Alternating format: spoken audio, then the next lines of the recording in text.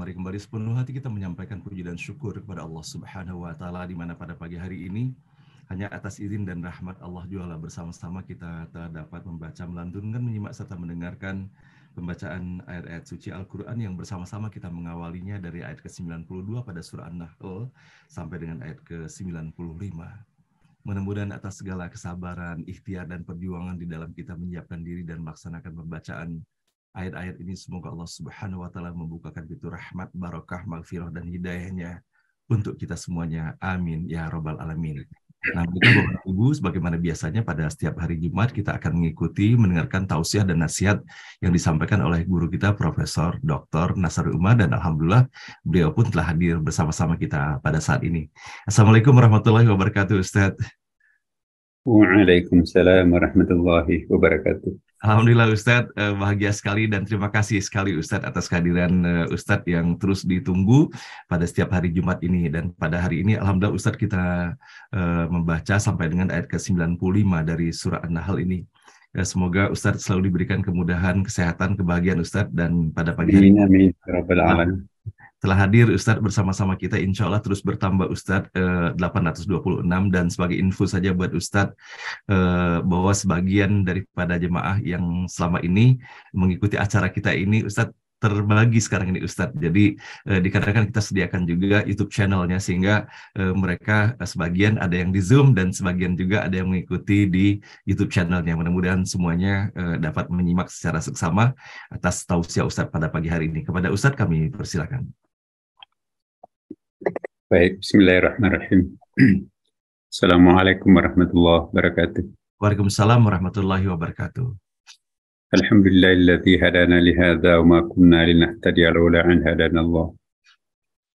Asyhadu an la ilaha illallah wa asyhadu anna Muhammadan abduhu wa rasuluhu la nabiyya ba'dahu. Allahumma shalli wa sallim ala sayyidina habibina Muhammadin sallallahu alaihi wasallam. Bapak Ibu sekalian yang sama-sama dimuliakan, dicintai dan dirindukan Allah Subhanahu wa Ta'ala. Hari ini kita akan membahas tentang surah An-Nahl yang pada pertemuan kita yang lalu kita sudah pernah menjelaskan. Surah An-Nahl ini 3 serangkai. An-Nahl kecerdasan intelektual, Al-Isra kecerdasan emosional, surah Al-Kahfi kecerdasan spiritual. Siapapun yang hendak mendalami surah Al-Kahfi sebaiknya mendalami dulu surah Al-Isra. Dan siapa yang ingin mendalami surah Al-Isra sebaiknya mendalami dulu surah An-Nahl, karena ini surah sains ya, surah termasuk social sciences juga. Nah, hari ini kita akan bahas tentang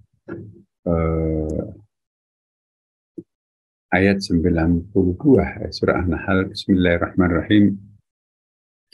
Wala takunu kallati naqadat ghazlaha min ba'di quwwatin ankata tattakhiduna aymanakum dahlan bainakum an takuna ummah hi arba min ummatin innama yabluwakum Allah bihi wa yubayyinanna lakum yawmal qiyamah ma kuntum fi takhtalifun.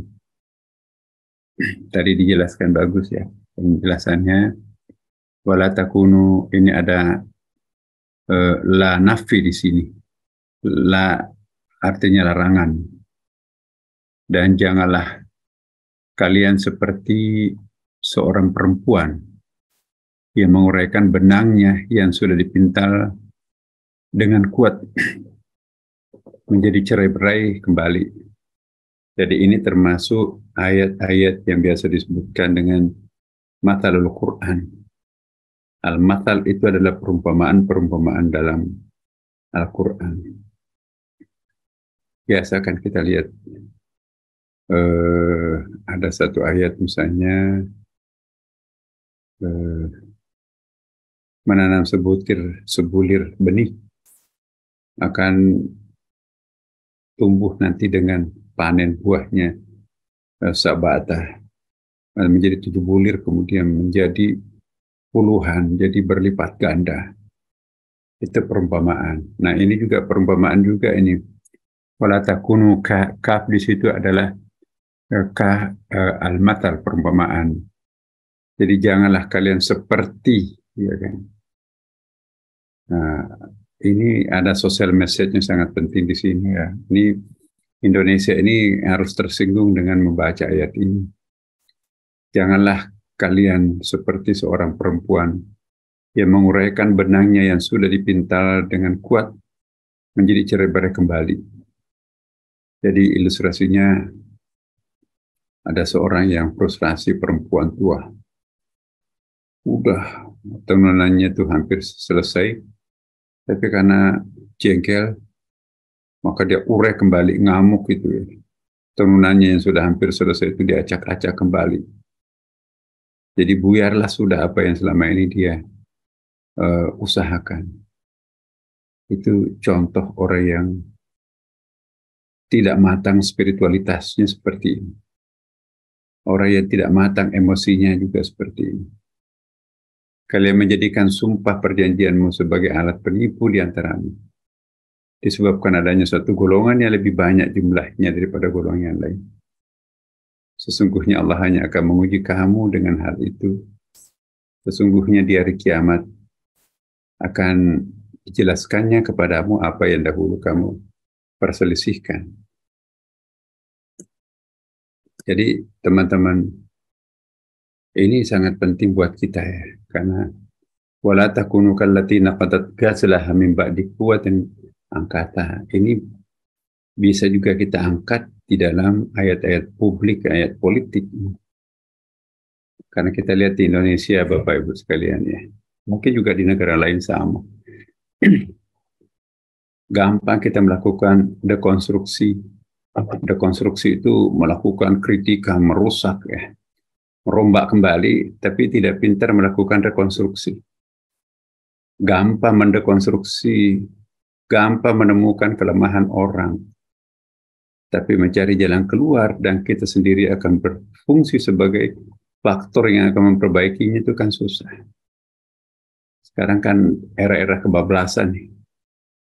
Jadi atas nama demokrasi, keadaban publik diacak-acak. Sama sekali kita kehilangan kesantunan kan.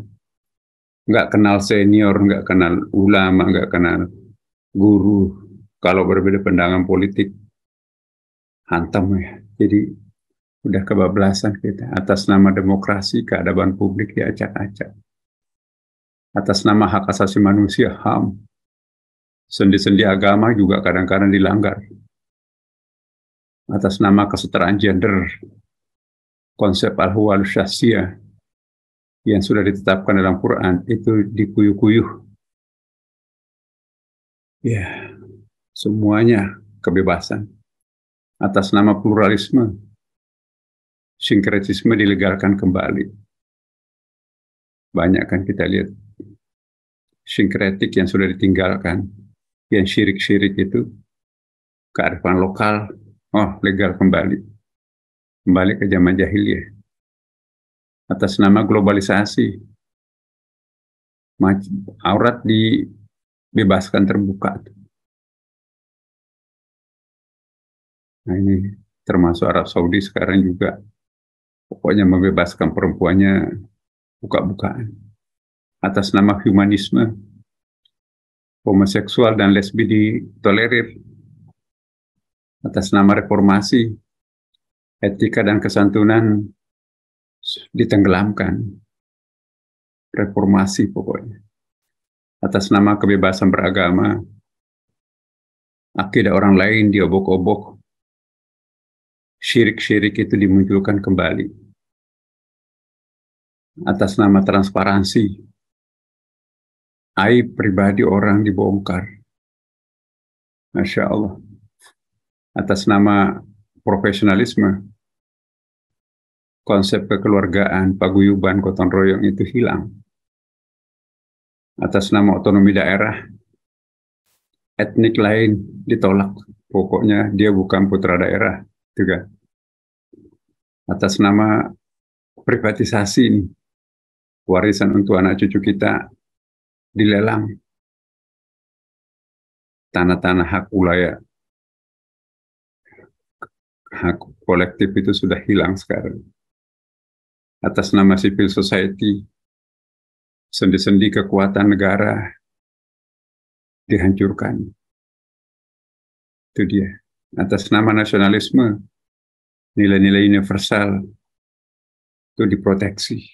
Nggak boleh menentang lagi ya nilai-nilai universal itu. Atau sebaliknya, atas nama nasionalisme, nilai-nilai universal itu dulu ingat zamannya Pak Ali Murtoko, Bapak Ibu sekalian. Nasionalisme itu Indonesia. Semua nilai yang berasal dari luar itu harus tahu diri, termasuk Islam, Kristen, Hindu. Agama lokal itu yang tuan rumah di Republik ini. Jadi atas nama nasionalisme, maka universalisme termasuk Islam itu dianggap kayak imigran gelap masuk di Indonesia. Nah, kita nggak boleh seperti itu ya. Jadi ayat tadi itu sangat penting. Atas nama devisa negara juga kadang-kadang TKW itu diekspor. Ya Allah. Atas nama investasi, ya hutan dibakar, hutan dibabat. Atas nama pariwisata, industri seks dilegalkan tuh. Industri sinkretik dibolehkan. Atas nama pendapatan asli daerah kan ada PAD itu ya. Sumber daya alam dikuras habis-habisan. Atas nama Kamtipmas, ketertiban masyarakat itu kan. Kebebasan berekspresi dikekang, tangkap, awas. Atas nama multikulturalisme ini ada penyimpalan agama dibela, penyempal agama. Ya, pokoknya jangan dilarang, dibela mati-matian. Seolah-olah lebih membela sempalan agama daripada agama mainstream itu sendiri. Ini juga kurang pas. Atas nama Islam, ini juga ada ini. Kadang-kadang atas nama Islam, persatuan dan kesatuan diacak-acak. Atas nama agama Islam katanya ideologi negara dilecehkan. Nah, ini kaum keras kadang-kadang juga seperti ini. Atas nama Islam pemerintah delegitimasi, nggak sah kok itu. Kayak teroris itu. Ya. Atas nama Islam martabat bangsa itu direndahkan. Jadi sukanya mempertentangkan negara dan agama. Atas nama Islam juga, ya darah yang tidak berdosa ditumpahkan. Itu zaman teroris. Kita lihat juga. Atas nama Islam fitnah ditebarkan. Enggak kenyataan tapi udah. Atas nama Islam orang lain dihujat padahal belum tentu salah. Atas nama Islam, nama baik orang lain dicemarkan. Masya Allah. Jadi kita nggak boleh memperatasnamakan subjektivitas lantas mengacak-acak sesuatu yang sudah mapan dalam masyarakat kita. Nah ini yang jadi penyakit masyarakat kita sekarang ini, teman-teman. Ya, ayat ini mengingatkan kita. Wala takunu kallatina qadat ghazlaha min ba'di quwwatin ankatha. Janganlah kalian seperti seorang perempuan yang mengurai benangnya yang sudah dipintal dengan kuat menjadi cerai-berai kembali. Ini juga menguatkan teorinya Ibnu Khaldun yang 4 generasi itu kan. Ada generasi perintis, anggaplah Bung Karno. Ada generasi pembangun, anggaplah itu Pak Harto. Ada generasi penikmat, sesudahnya, mungkin sampai sekarang. Ya. Generasi penikmat kita sekarang. Dan ada lagi generasi penghancur. Ya, generasi penghancur inilah yang disebut dengan naqadat ghazlaha min ba'di quwwatin ankatha. Para pendahulu kita itu sudah menancapkan prinsip dasar bernegara. konsep dasar pembangunan yang sudah mapan, konsep program yang sudah mapan. Pokoknya lumatkan semuanya yang bertentangan, yang berbau, pokoknya semua produksi-produksi Orde Baru, Pak Harto. Seolah-olah Pak Harto itu najis. Apapun yang pernah dilakukan itu haram. Ya, konsep Repolita yang sedemikian bagus, bubarin. Ya, Undang-Undang Dasar 45 ditambahin. Akibatnya apa sekarang?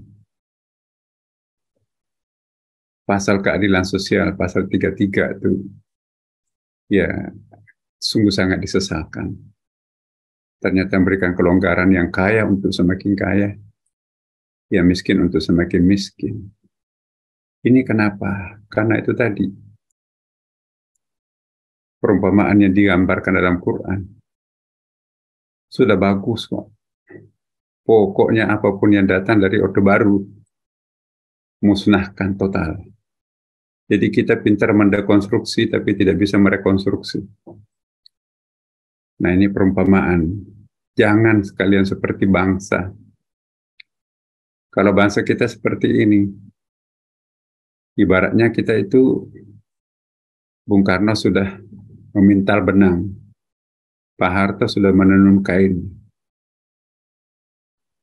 Karena kita nggak puas mungkin warnanya, kita nggak puas tentang motifnya, udah acak-acak aja benangnya itu hancurin. Ternyata kita harus memintal dari nol. Kita harus menenun dari nol. Jadi kita tidak pintar menjadi generasi penikmat. Ya, karena ada iblis. Bangsa yang besar ialah bangsa yang mempertahankan generasi penikmatnya lebih lama. Ya, jangan menciptakan generasi tidak sabaran menjadi generasi penikmat. Apapun yang ada, bongkar. Niatnya sih mulutnya bagus untuk memperbaiki yang lebih baik. Tapi pintarnya merusak. Bongkar tuh alat elektronik, niatnya untuk memperbaiki, tapi sesudah itu disimpan di gudang. Nggak bisa perbaiki lagi kan. Handphonenya di otak-atik, rusak jadinya. Motornya di otak-atik, ke bengkel jadinya. Mobilnya di otak-atik, akhirnya lebih mahal ongkosnya. Banyak di antara kita itu sudah bagus, tapi di otak-atik lagi. Akibatnya apa? Penyesalan dan kerugian. Nah, ayat ini memberikan perumpamaan kepada kita semuanya. Wala takunu kallatina qadat ghazalaha min ba'di quwwatin angkata. Janganlah kalian seperti seorang perempuan yang menguraikan, merusak, mengacak-acak kembali benangnya yang sudah dipintal dengan kuat. Menjadi cerai-berai kembali. Kenapa enggak memintal benang baru? Biarkanlah tenunannya itu sempurna. Pasti manfaatnya banyak. Paling tidak menjadi koleksi nasional kita kan. Tapi ini enggak sempurna, ganti lagi. Rezim baru, ganti lagi. Ganti menteri, ganti kurikulum, ganti menteri, ganti program, ganti menteri, ganti. Seolah-olah semua menterinya itu blow on semuanya. Dia yang paling pintar, tapi nggak pernah sampai ke atas. Itulah generasi yang tidak pernah sempurna. Ya, jadi kita seperti pendulum jam. Kanan, kiri pendulum jam itu. Tapi nggak pernah sampai ke jam 12. Ganti ke kanan sampai angka 9, turun lagi. Ganti, ya, angka 3. Jam 3 di jam dinding itu kan 3 juga turun lagi. Jadi kayak kita pendulum tuh. Tidak pernah memanen, jatuh lagi. Nah ini generasi ketiga apa ya, negara ketiga seperti ini. Bukannya saling mensupport untuk mencapai sebuah tujuan nasional, tapi saling tarik-menarik, saling menjatuhkan. Akibatnya apa? Seperti ayat Al-Quran ini. Kita itu seperti seorang penenun kain. Ya, karena nggak puas, rusak lagi benangnya tuh, tenun baru lagi. Akhirnya nggak pernah jadi bahannya, jadi kainnya itu nggak pernah terselesaikan. Karena itulah perumpamaan Al-Quran. Nah biasanya kalau Quran menceritakan pengalaman seperti ini, itu dampaknya eh, apa pengulangan sejarahnya sering terjadi. Nah kita umat Islam diingatkan wala takunu kallatina qadat ghazlaha min ba'di quwwatin angkata. Janganlah kalian seperti seorang perempuan menguraikan benangnya yang sudah dipintal dengan kuat, cerai-berai kembali.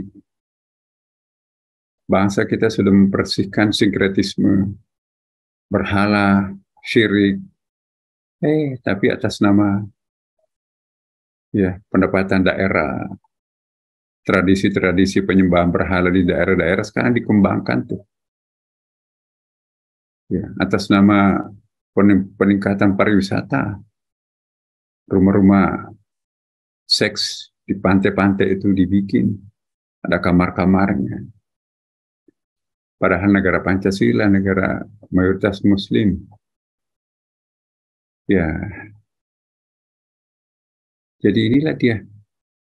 Karena kita tidak mengindahkan apa yang menjadi prinsip dasar bangsa kita. Maka itu saya sering mengatakan juga di beberapa forum-forum pejabat ya, bahwa Indonesia ini perlu memikirkan strategi budaya nasional. Kita itu suatu bangsa yang besar, tapi sepertinya kita nggak punya konsep budaya yang permanen. Ya kan? Kita lihat Jepang. Betul-betul Jepang itu kurang apa modernnya, tetapi strategi budayanya itu tetap memperhatikan coba kita lihat kimononya tetap menjadi pakaian kebesarannya, adat istiadatnya, rukunya itu ya, kemudian juga makanannya tetap dipertahankan. Jadi budaya Jepang itu awet. Sehingga mereka itu betul-betul bangga sebagai orang Jepang. Kita lihat orang-orang Jepang di luar negeri, misalnya di Amerika. Itu dengan bangga itu menggunakan pakaian-pakaian khas Jepang. Menggunakan bahasa Jepang. Dan menggunakan atribut-atribut kebudayaan Jepangnya. Jadi mereka bangga dengan kebudayaannya. Cina apalagi. Jadi bukan saja mukanya Cina, tetapi juga peradaban kebudayaannya itu luar biasa. Nah, jadi dimanapun dia berada, tetap dia mempertahankan rasa kecinaannya itu. Kita kalau baru 1 tahun tinggal di Amerika, lebih Amerika daripada Amerika. Nggak ada nilainya, budayanya sendiri. Jadi kita itu bangsa yang terpuruk. Kita sering menyaksikan justru yang menjelek-jelekkan bangsa kita adalah orang Indonesia sendiri di luar negeri. Ya, coba kita lihat Amerika. Jelek-jelek itu, tapi tetap membela bangsanya sendiri. Ya. Double standar membela Israel. Itu kan secara nilai kemanusiaan itu kan bertentangan. Tapi mana ada orang Amerika menjelekkan kebijakan negaranya sendiri di Amerika. Diam aja itu. Kalau kita bicara tentang double standar. Kalau kita belum apa-apa, udah ikut menjelekkan negaranya, pemerintahnya sendiri. Oh itu bertentangan dengan hak asasi manusia. Iya tuh Indonesia itu begitu itu. Tapi coba kita lihat sebaliknya. Ya, begitu disorot Amerika memberikan dukungan terhadap Israel yang menjajah Palestina, dia nggak suka komentar. Nah itu satu contoh bahwa Amerika itu punya karakter. Nah karakter kebangsaan kita itu apa? Nah ini bangsa yang tidak punya karakter itu nanti akan dilewati, bahkan terancam. Jadi saya kira yang paling penting buat kita itu adalah menyempurnakan karakter kebangsaan kita yang tersusun dalam Pancasila dan jangan direduksi dengan menambahkan atau melakukan peninjauan terhadap prinsip-prinsip dasar hanya karena kepentingan subjektivitas politik, golongan dan seterusnya kan. Nah ini semua bisa berubah. Semua akan berubah. Maka itu ayat ini mengingatkan kepada kita jangan termasuk orang yang gampang berubah. Apalagi yang akan dirubah itu adalah sesuatu yang prinsip. Islam dan Quran tidak melarang kita berubah. Tapi harus jangan passing out. Kita boleh passing over, tapi jangan passing out. Apa yang dimaksud passing over? Kalau kita masuk ke gua, tanpa membawa tali pengaman, masuk 1-2 kilo ke dalam tuh. Akhirnya nyasar kita kan. Lampu senternya baterainya habis. Mau pulang ke tempat kita tadi semula. Guanya bercabang-cabang. Udah, kita passing out itu nekat, mati kita. Kelaparan di dalam, gak tahu jalan keluarnya. Disangkanya mau keluar, tapi malah lebih masuk ke dalam. Itu passing out. Tapi kalau passing over, masuk ke dalam-dalamnya, tapi ada tali yang diikatkan di pohon di mulut gua. Sedalam-dalamnya pergi mengarungi gua. Tapi nyasar nggak bisa tembus dengan pintu-pintu yang lain. Udah deh, kita balik aja. Oke. Walaupun harus panjang jalannya, tapi nggak apa-apa. Enak tuh jalannya kembali pulang. Kenapa? Karena ada tali yang dipegangnya. Diurut aja talinya, akhirnya ketemu batangnya. Orang yang passing out itu nggak bisa kembali. Terkuburlah dia di dalam gua itu. Nah, kita jangan sampai membangun bangsa dengan cara passing out. Kita harus punya tali. Al-Quran juga mengingatkan kan, wa'tasimu bihablillahi jami'a, berpegang teguhlah kepada tali. Ya. Tali prinsip kita itu kan ada surah Ali Imran. Wa'tasimu bihablillahi jami'a, artinya passing over boleh, tapi jangan passing out. Passing out itu yang tidak punya tali. Ya.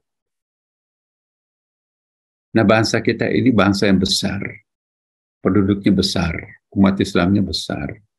Nah, kalau dikendalikan dengan cara passing out, kita akan berhenti menjadi Indonesia. Mungkin namanya tetap NKRI, tapi perilakunya, isi kepalanya, itu sudah mirip Cina, sudah mirip Amerika, sudah mirip apapun. Kenapa? Karena kita nggak punya karakter kebudayaan nasional, kebudayaan Indonesia itu. Memang tidak gampang menciptakan kebudayaan nasional karena kita kan di sini plural.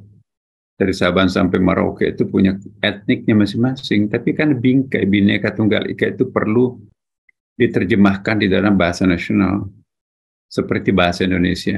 Untung ada bahasa Indonesia yang mempersatukan kita kan. Tapi tidak cukup kuat kalau hanya dipersatukan bangsa oleh bahasa. Kita juga harus dipersatukan oleh karakter kebangsaan kita sendiri.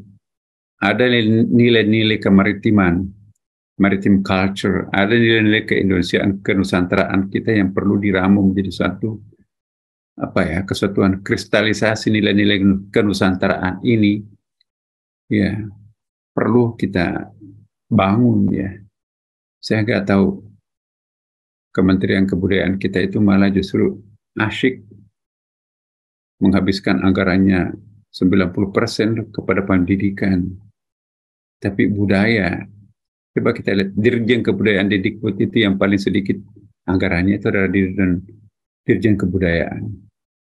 Akhirnya budaya itu direduksi hanya kesenian-kesenian lokal. Kebudayaan itu bukan kesenian lokal. Itu hanya dimensi paling kecilnya kebudayaan itu adalah kesenian. Kebudayaan itu juga cara berpikir. Kebudayaan itu juga cara bersikap. Kebudayaan itu juga way of life kita, itu worldview kita itu seperti apa. Nah, kita kan nggak punya itu. Cara berpikir ala Indonesia itu kayak apa sih? Nah, generasi milenial kita ini kan nggak bisa. Kalau kita yang tua-tua seperti ini masih bisa paham cerita-cerita dan bahkan masih menyaksikan orang tua kita itu perang melawan penjajah, masih bisa menyaksikan nenek kita itu cacat kena tembakan Belanda. Tapi anak-anak muda kita yang besar dalam dibesarkan oleh McDonald, Kentucky Fried Chicken itu, ya generasi Coca-Cola, udah dia nggak tahu apa artinya nasi jagung, dia nggak tahu apa artinya tuak, dia nggak tahu apa artinya penderitaan mereka bersamaan dulu itu. Ya jadi saya kira coba kita lihat Sumpah Pemuda. Sumpah Pemuda itu kan hampa nilai-nilai kemarin. Jadi Hari Sumpah Pemuda diperingati dengan kesenian-kesenian lokal. Tapi kita tidak menyuguhkan cara pandang seorang Indonesia itu seperti apa melihat bangsanya. Memang sangat abstrak. Nah, karena begitu abstraknya, sepertinya nggak ngeh bahwa ini perlu ada. Padahal saya kok yakin betul. Kalau bangsa ini kita bikin strategi budaya yang seperti apa yang kita kehendaki, generasi Indonesia di masa depan itu seperti apa, itu harus dipertahankan. Jadi kalau nggak punya patronnya, kita nggak punya bingkainya, nggak ada frameworknya, generasi Indonesia akan datang itu, apalagi kita berada kan di dalam posisi silang geografis yang terpenting di dunia sekarang kan. Orang Barat mau ke timur pasti lewat udaranya dan lautnya Indonesia kan. Demikian pula sebaliknya. Utara selatan, selatan ke utara pasti lewat di geografisnya Indonesia. Jadi bangsa yang paling cepat hilang identitasnya itu adalah bangsa yang hidup di posisi silang kalau dia tidak punya strategi budaya. Bukan kita mengagumi Cina. Coba. Cina itu karena pandangan hidupnya sedemikian kompak, ya, sedemikian kuat, ya musuhan tuh. Tapi kalau karakternya itu tersentuh, dia jadi sahabat kembali. Jepang, coba Korea.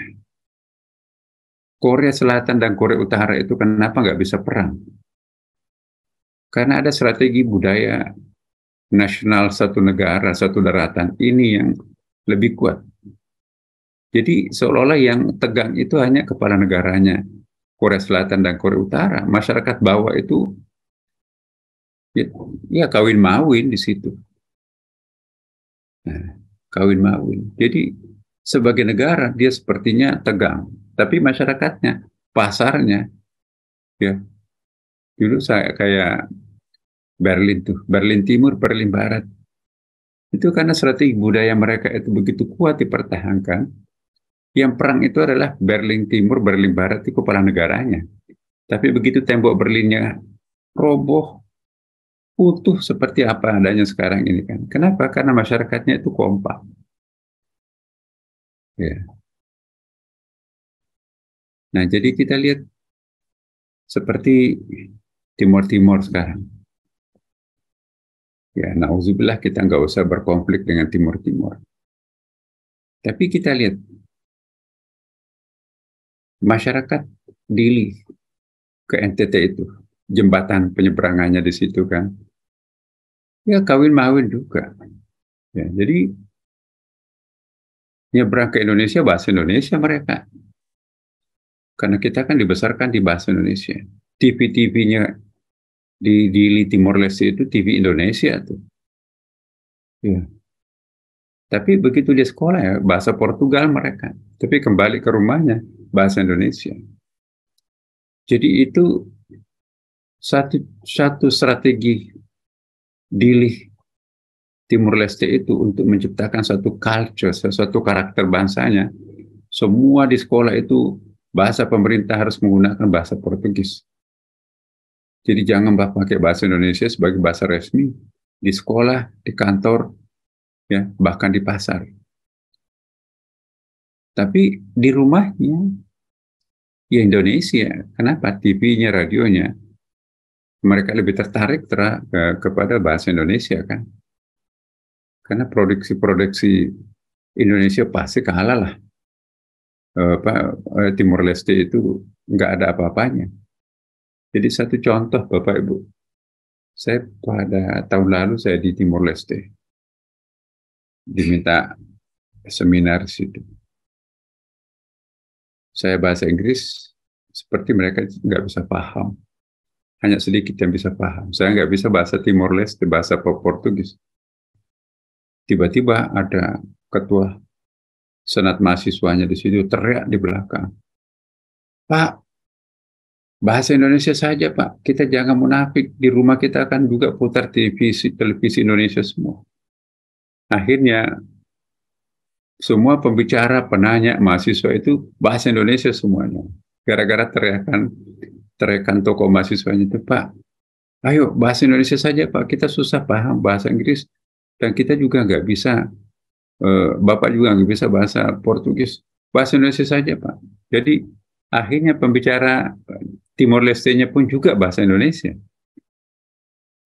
Nah, jadi cerita ini penting ya, bahwa Timor Leste saja yang baru merdeka kemarin, itu sudah memiliki semacam konsep kebudayaan nasionalnya yang sedang dikembangkan di situ. Nah, kita bangsa Indonesia ini, kita nggak bisa larut dengan keadaan. Ya, siapa yang bertanggung jawab untuk menciptakan suatu konsep budaya Indonesia demi untuk masa depan anak-anak cucu kita akan datang? Ya, coba kita lihat Bapak Ibu kalau ke Tanjung Priok itu apa sih namanya, pulau-pulau buatan itu, nggak ada bahasa Indonesia di situ. Ya, merek-mereknya itu bahasa China semua itu. Jadi susah. Jadi sepertinya kita di luar negeri kalau kita berada di pulau buatan itu. Budayanya. Nah, kenapa kita nggak ngontrol ini? Jadi kalau Chinatown itu Bapak Ibu di luar negeri ya memang ada dispensasinya ya. Kalau di Amerika setiap kota itu ada Chinatown-nya. Tapi itu dilokalisir. Nggak boleh ada Chinatown di tempat lain. Itu di Amerika, itu di Eropa juga. Chinatown itu ada konsentrasi kota itu Chinatown. Nah, tapi kalau kita di Indonesia, ya di mana-mana, ya kan? Nggak ada konsentrasi-konsentrasi tertentu ya. Menjadi tempat wisata khusus kalau mau makan makanan China, budaya Cina, datanglah ke uh, apa ya istilahnya dulu itu kampung Cina lah. Nah sekarang di mana-mana, ya di Tanjung Priok, iya Jakarta Selatan, semuanya, semua kota-kota yang bagus adalah malah kita tersingkir. Nah jadi kenapa nggak ada yang memanage ini? Lama-kelamaan pusat-pusat kota Indonesia itu adalah kota-kota China. Bukan kita anti Cina, enggak. Tapi kita harus menciptakan suatu konsep di mana bahasa Indonesia itu adalah Indonesia benar-benar. Ya, kita juga tidak boleh memusuhi etnik siapapun termasuk Cina, karena dia juga adalah hamba Allah. Tetapi perlu ada pengaturan. Jangan sampai nanti entitas ke-Indonesia yang kita itu hilang. Justru yang muncul itu adalah entitasnya orang lain. Persis seperti Singapura kan. Singapura nggak ada bedanya dengan Pulau Batam dulu itu. Nah, sekarang apa yang terjadi? Ya, yaitu kita perlu ada konsep budaya Indonesia yang dirancang sedemikian rupa ya. Nah, sekarang ini saya tidak melihat Bapak Ibu, mohon maaf ya. Di negara-negara lain, oh, kan ada motonya itu Amerika itu kan, right or wrong, this is my country, Amerika. Nah, kita tuh right or wrong, this is Indonesia, this is my country. Nggak ada tuh generasi kita itu yang pokoknya cari selamat masing-masing. Mana ada mau mati syahid mempertahankan negaranya. Ya. Tapi kalau di tempat lain kita lihat, ya orang-orang Arab di Amerika, itu di Eropa, enak tuh. Orang Pakistan itu punya masjidnya, ya pakai bahasa Pakistan semua. Ya. Walaupun semuanya di situ lingkungannya itu adalah orang bule ya bahasa Inggris, dia tetap bahasa Urdu di situ khutbah. Nah kita di Indonesia kita beli masjid, ya nggak ada lagi bahasa Indonesia masjid di Amerika itu. Padahal kita yang beli. Wah, alasannya dakwah Pak ini. Iya sih dakwah, tetapi masa bahasa Indonesianya itu dihilangkan? Anak-anak kita pun juga belajar ngajinya di situ pakai bahasa Inggris. Orang Urdu, orang India, Pakistan, belajar bahasa Arab, belajar agama di apa ya, semacam pondok-pondok pesantrennya di sana itu pakai bahasa daerahnya masing-masing. Jadi walaupun citizen Amerika, tetapi masih lancar bahasa Urdunya, tahu budaya Urdunya itu, Pakistannya. Orang Arab, anak-anaknya lahir di situ, tetapi masih bisa bahasa Arab, belajar ngajinya pakai bahasa Arab. Nah kita orang Indonesia, semua guru-guru kita, nah kemarin kita diminta PT IKI kirim guru-guru ke Amerika. Di Philadelphia itu kan ada 25.000 orang Indonesia tuh. Tapi mintanya guru yang bisa bahasa Inggris loh. 100% muridnya orang Indonesia, tapi mintanya guru yang bisa bahasa Inggris. Anak-anaknya berarti di situ kan anak-anak kita itu sudah nggak bisa bahasa Indonesia lagi kan. Nah ini satu contoh. Kalau kita sudah punya konsep keindonesiaan, budaya Indonesia di seluruh dunia, kita perlu menciptakan ada Indonesia di mana-mana. Nah kalau anak-anak kita di luar negeri sekarang, mukanya saja mirip Indonesia kan, tapi bahasanya nggak bisa bahasa Indonesia, apalagi bahasa daerah kan. Ya. Kawinnya kawin macam-macam, agamanya beda-beda. Jadi karakter keindonesiaan kita itu nggak ada. Perempuan Islam kawin dengan laki-laki non-Muslim biasa tuh di sana tuh. Nah, padahal ada karakter kita dalam Islam itu, nggak boleh seorang perempuan Muslimah kawin dengan laki-laki Muslim, non-Muslim. Itu kan bisa zina itu. Tapi sekarang nggak ada tuh Pak. Yang tragis, mayat-mayat Indonesia itu diserahkan ke rumah sakit, dimandikan, dikuburkan di situ, menghadapnya ke utara, ke selatan, kemana-mana mengikuti metode sana itu. Nggak ada lagi yang memandikan mayat seperti yang tuntunan syariat. Jadi saya di Amerika setahun, Pak. Yang pertama saya bikin itu adalah tuntunan tajhizul mayit. Ya, baru kasih rumah sakit ini loh umat Islam caranya seperti ini. Ada yang lakukan, ada yang enggak. Tapi masyarakat kita kan di sana bukan alumni IAIN, orang-orang sekuler.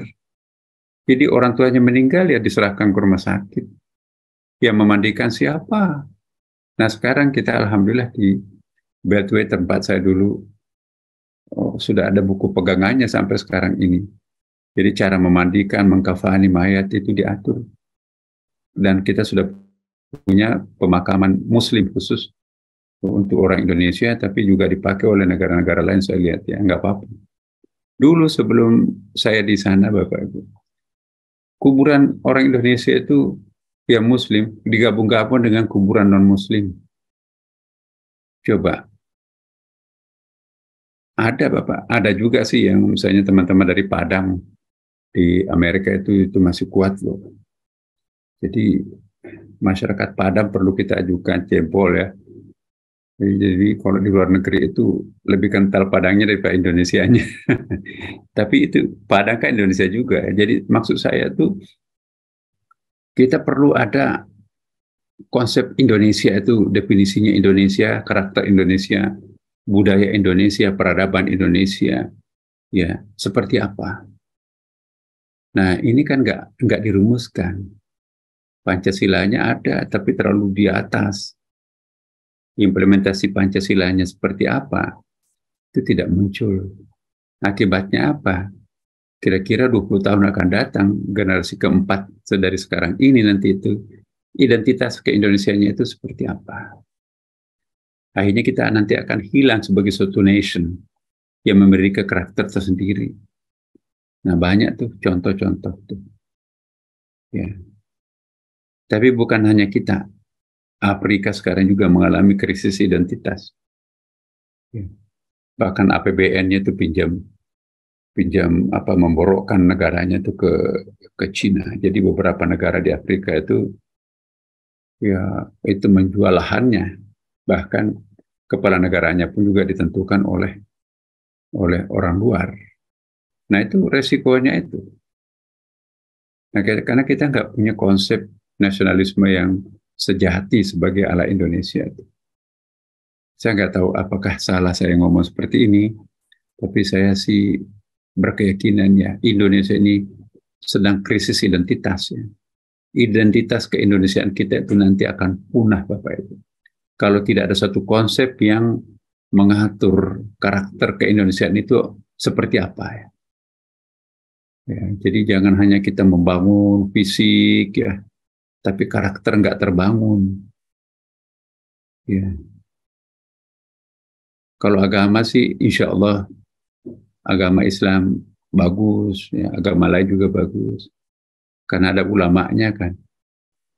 Tapi kebudayaan di Indonesia siapa? Para budayawan kita sekarang sudah mati satu persatu Bapak Ibu. W.S. Rendra, ya, Lubis. Siapa pentolan budaya kita yang mampu menyuarakan budaya Indonesia sekarang ini?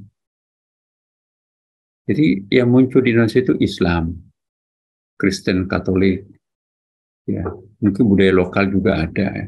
Tapi ramuan Indonesia ini kita nggak punya. Maaf. Karena itu ayat ini saya ingatkan kembali. Jangan sampai kita nanti ini menjadi bangsa yang seperti dilukiskan Quran begini. Terakhir Bapak Ibu, saya ingin masuk ke ayat berikutnya nih. Mana tadi itu? Walau sya'allah laja'alakum ummatan wahidah walakin yudhillu may yasha wa yahdi may yasha. Dan kalau Allah menghendaki, niscaya Dia akan menjadikan kamu satu umat, satu bangsa saja. The only one nation ya. Tapi Allah menyesatkan siapa yang akan dikehendaki dan memberi petunjuk kepada siapa yang hendak dikehendaki. Nah ini Bapak Ibu. Kalau Bapak Ibu bisa bahasa Arab, ini ada ini. Apa yang dimaksud lau? Ini saya blok. Itu lau itu artinya kalau atau jika ya. Kalau lau itu mustahil Bapak Ibu. Nggak mungkin bisa menjadi satu one Islamic nation in the world. Nggak mungkin. Jadi nggak mungkin satu khalifah yang akan memimpin seluruh dunia Islam sekarang ini. Jangan mimpi akan menciptakan suatu khalifah internasional. Kepala negaranya siapa untuk seluruh dunia Islam, nggak mungkin. Karena Allah mengatakan lau. Seandainya Allah mengatakan wa in, ya, karena Allah mengatakan wa insya Allah, bisa tuh 50-50% bisa, tapi tidaknya juga enggak, ya 50%. Kalau idza itu sama, if, jika atau kalau, tapi itu pasti terjadi. Jadi dalam Al-Quran itu ada lau, ada idza, ada in. Terjemahannya sama, kalau atau jika. Kalau lau itu mustahil. Jadi kalau saya menjelaskan, walau sya'allahu laja'alakum ummatan wahidah. Ya, seandainya atau jika Allah menghendaki, kalian itu akan menjadi satu umat yang kosmopolitan, satu kepemimpinannya, satu sistem pemimpinnya, satu peraturannya, satu undang-undang dasarnya untuk semua umat Islam. Nggak mungkin. Kenapa Allah mengatakan lau? Ya, yang buat kita itu yang paling penting itu adalah substansinya. Ya, ajaran Islam itu yang harus eksis dalam diri, pikiran, dan dalam masyarakat kita. Tidak mesti harus ada patokan tunggal untuk seluruh dunia Islam. Ada Islam Indonesia, oke. Ada culture right kita yang bisa penafsir Quran. Mesir, Islam Mesir, ada culture right-nya Mesir menjadi distinktifnya Mesir lokal, Islam lokal di Mesir. Saudi Arabia pun sendiri juga punya culture right, hak budayanya sendiri untuk menafsirkan ayat-ayat Quran sesuai dengan culture lokalnya di situ. Ya, Amerika sendiri kan juga punya local culture untuk menginterpretasikan Quran sesuai dengan local culture di situ. Nah, Islam sebagai ajaran dasar membuka setiap culture right itu untuk menafsirkan Qurannya. Jadi tidak mungkin ada keseragaman antara satu Islam di satu tempat dengan Islam yang lain di tempat yang lain. Jadi kalau ada usulan penyeragaman sistem Islam di seluruh dunia, itu mustahil. Yang mengatakan bukan saya, tapi Quran loh. Allah mengatakan lau. Kalau seandainya Tuhan mengatakan in, bisa ada kemungkinannya. Apalagi kalau Tuhan mengatakan idza, itu pasti bisa. Tapi kalau lau, nggak mungkin. Jadi saya ingin menghimbau kepada kita semuanya, kalau mau mengikuti Al-Quran, nggak usah menghabiskan energi untuk berupaya menciptakan suatu khalifah di seluruh dunia. Udah lewat pada masanya, pada masa Nabi, oke, karena umat Islamnya itu sejengkal, hanya di Mekah, Madinah.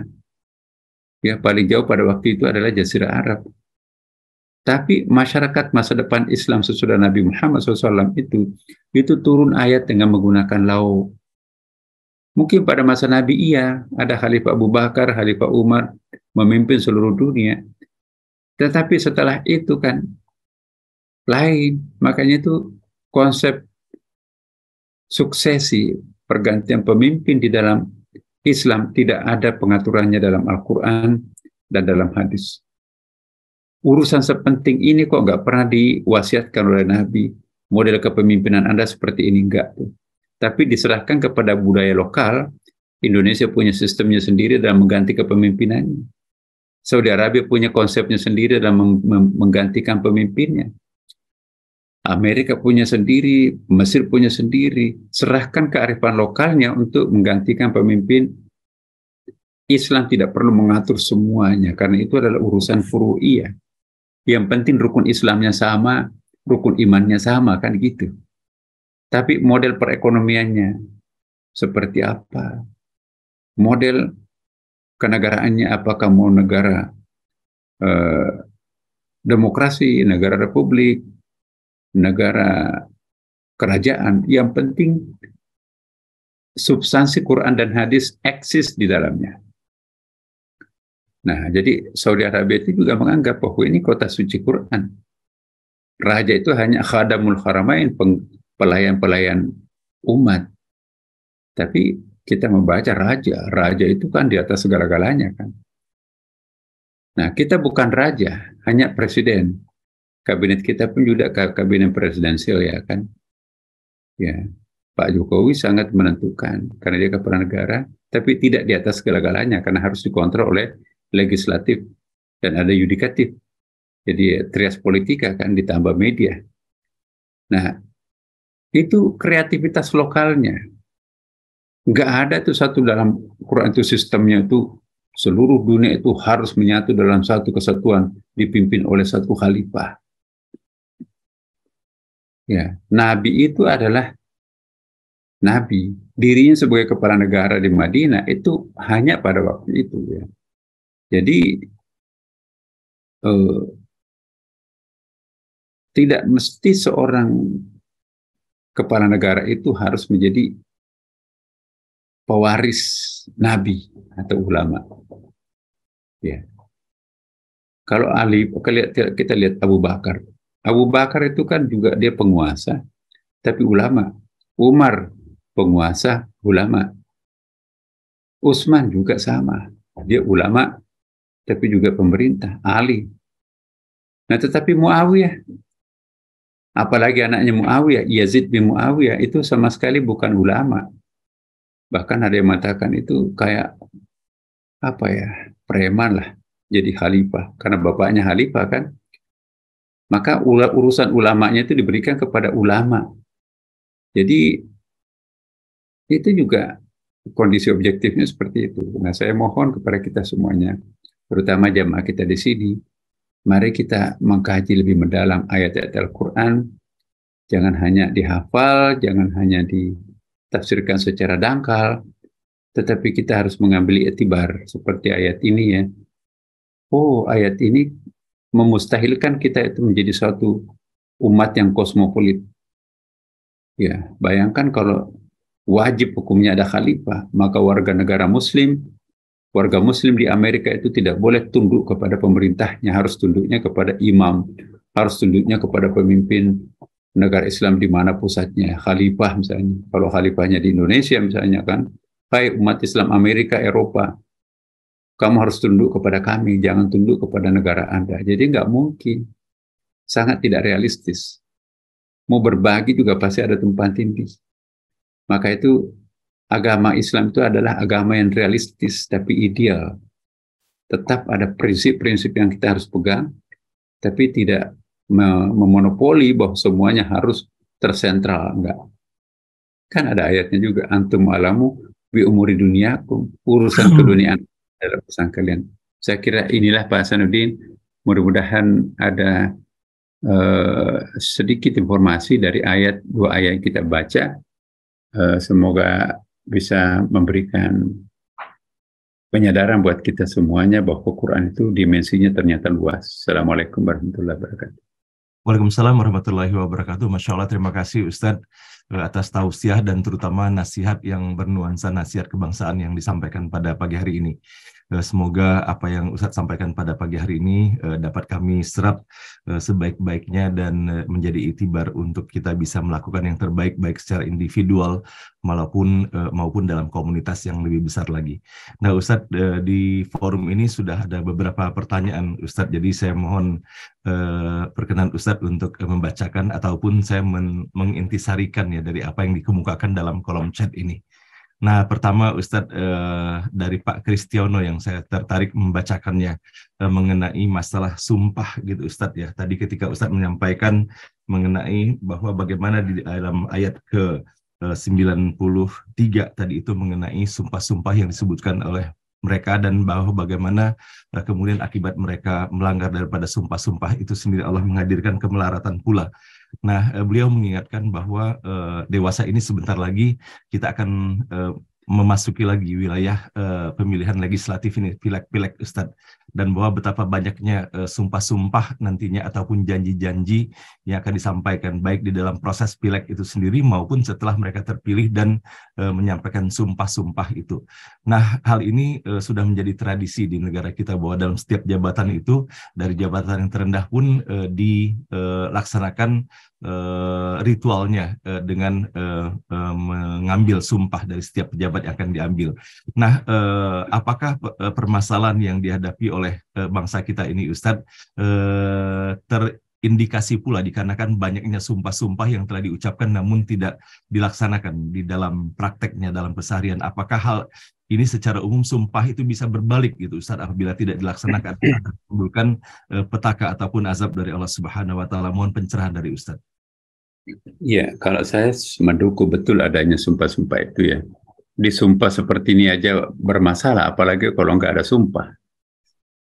Jadi ambil positifnya bahwa sedangkan disumpah masih terjadi macam-macam, apalagi kalau nggak disumpah. Jadi lebih baik sumpah daripada tidak. Berlakulah kaidah dalam usul fikih. Ma la yudriku kullu la tudriku kullu. Apa yang tidak bisa kita raih semuanya, apa yang tidak bisa kita capai semuanya, jangan meninggalkan semuanya kan. Ada 10 kriteria, ada 10 fasilitas. Kita nggak mungkin dapat 10-10-nya itu. Karena kalau nggak bisa dapat 10-10-nya, ya 2 ambil, bahkan 1 pun diambil. Kaidah mengatakan, kalau kalian tidak bisa mendapatkan 10 itu, jangan meninggalkan semuanya. Nanti orang lain yang ngambil kan. Nah, jadi inilah bedanya teman-teman kita yang berpendapat lain. Wah, daripada kita terima itu nggak ada gunanya. Oh, nggak bisa. Kaidah Ahlussunnah wal Jamaah. Kita di sini mungkin kebanyakan sunni. Berlakulah kaidah kullu ma la yudriku kullu la tudriku kullu. Apa yang tidak bisa kita capai semuanya, jangan meninggalkan semuanya. Karena kalau kita nggak mau mengambil, konyol kita. Dan mungkin yang tersisa 1 itu untuk kita itu diambil oleh orang lain, tambah parah. Jadi kaidah ini kaidah kesabaran. Ya, tahun ini kita nggak bisa mengambil 10, ambil 3 yang tersedia, oke lah. Tapi atur siasat, tahun depan kita ambil 8. 3 tahun akan datang, 100% kita ambil. Jadi cara berpikir sistematis seperti ini, itulah Islam. Jangan nolak semuanya. 3 tahun pokoknya sampai seumur hidup kita nggak dapat apapun. Kenapa? Karena kita nggak mau toleransi dengan target 100% kita itu. Jadi berlaku kaidah, sesuatu yang tidak bisa kita capai semuanya, jangan tinggalkan apa yang sudah ada pada diri kita yang diberikan itu. Nah, kalau sumpah itu nanti, sumpah, aku nggak mau, percuma aku bersumpah, ya. Nanti juga bos saya itu kan, saya tahu karakternya, udahlah. Akhirnya karena kita nggak mau, ya diisi oleh orang lain, non-Muslim misalnya. Ya siapa tahu, apa dulu dikasih nggak mau, jadi kasih orang lain. Kalau lebih baik dari kita, itu lebih baik. Tapi kalau orang bejat, orang preman yang dikasih, kita berdosa itu. Seandainya kita yang mengambil alih pada waktu itu, ada kebaikan yang bisa kita tawarkan. Tapi karena kita menolak, karena kita nggak bisa mencapai semuanya, akhirnya diisi oleh preman, maka kita berdosa. Gara-gara kamu tidak mau mengambil jabatan itu, maka jabatan itu diisi oleh preman. Akibatnya seperti ini, berdosa. Itu falsafah politiknya Sunni. Falsafah Sunni lebih baik dipimpin oleh pemimpin yang zalim 100 tahun daripada kosong kepemimpinan 1 hari.